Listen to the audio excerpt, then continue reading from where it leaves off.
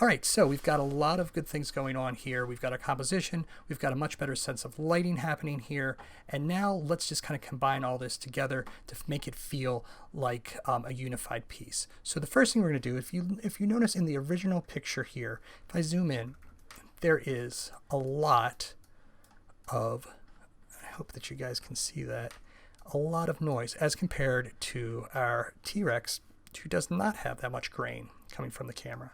So we're going to add a grain layer. All right. So this is going to go all the way at the top here.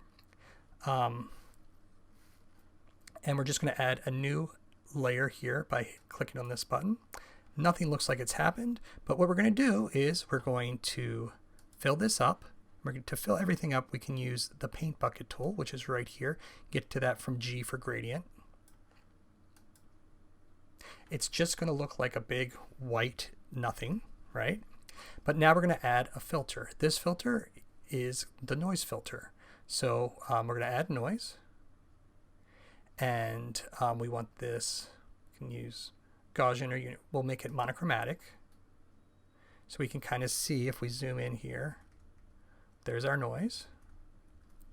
We're going to hit OK. Now, something else we need to do is we need to be able to see this. So we're going to use something called our layer styles, our blending styles. That's available right here under layers.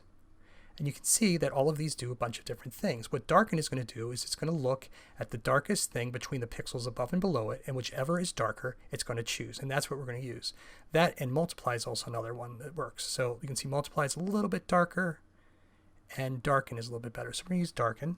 And now if we zoom in here, actually let's try multiply.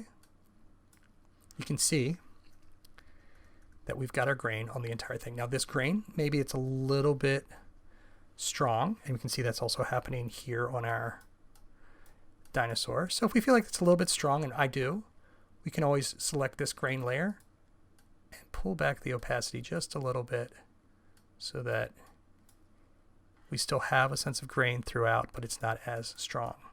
And we'll call this grain layer. All right. Next thing we'll do is we'll go in and we'll just add an overall color effect to this to give it a sense that everything is unified.